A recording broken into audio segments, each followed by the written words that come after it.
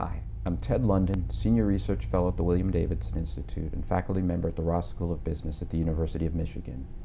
And I'm here today with Beth Keck, who's the Senior Director for Women's Economic Empowerment at Walmart. Beth, thank you for being here. Thank you very much, Ted. It's a pleasure to be here at the Ross School with you.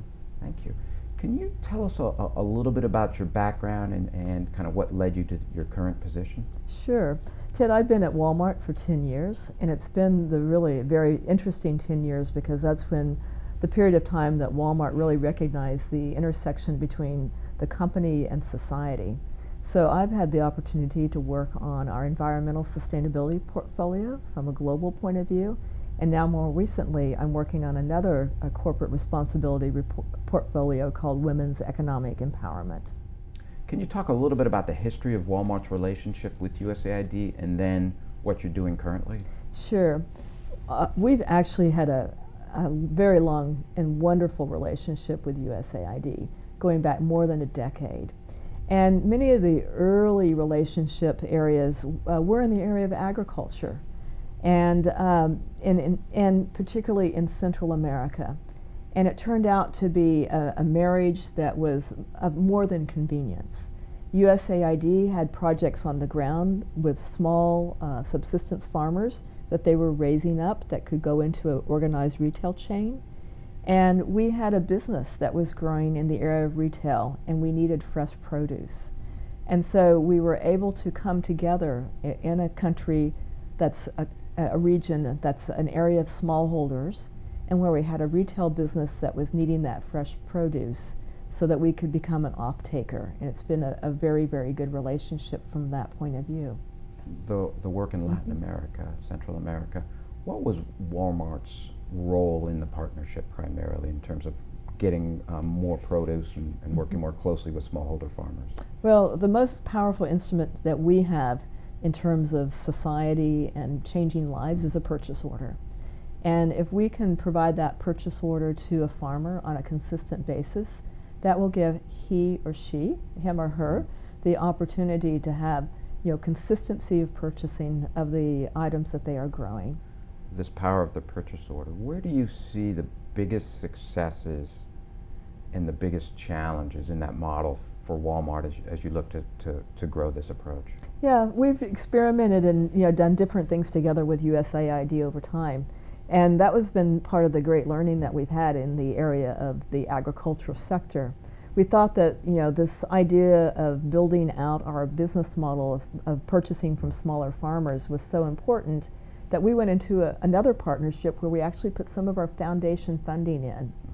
Well, we had an unexpected surprise, because when we use foundation funding is for the good of society, not for the good of the business.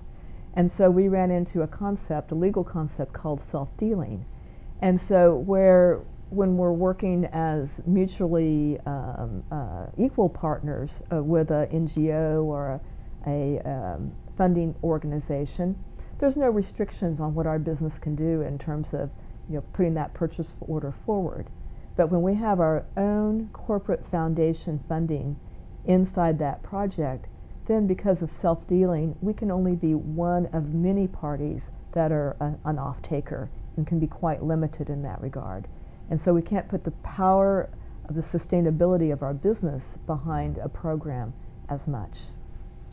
And I know since this work in Latin America, you've sort of added a more, I guess, extensive partnership with USAID across other regions. Can you talk a little bit more about that? A couple of years ago, we actually signed a global memorandum of understanding between our organization, Walmart, and USAID. And the thinking behind that was that as we looked at this relationship over the decade, there had been many, many partnerships, some that had grown up from local interactions, some from central relationships, but they were quite diffuse. And so we felt like another step in terms of the codification of the importance of the relationship for the two organizations was to recognize that through a global memorandum of understanding, under which particular project activities could then be put forward.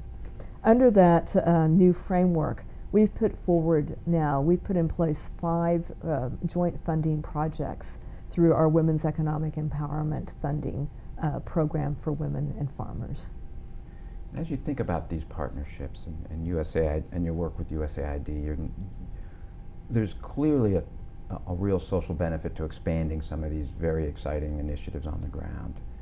How do you see those benefits coming back to Walmart? Because as we talked about earlier, but as you mentioned, some of this is funded by the foundation, and some is funded by the business. There's issues of side dealing. How do you, when you talk internally about the value proposition for this work, what do you say? Yeah, well, that's why it's wonderful to have different channels that we're working in. Right now, the USAID channel that we're working with is we're using the channel of our Walmart Foundation funding. So clearly that's bringing additionality to helping with food security. And at other times when we're using our business funding, then we can have these relationships that are putting into play the purchase order. And all of them are, I think, contributing today to a better livelihoods for women and people and families, and ultimately global food security.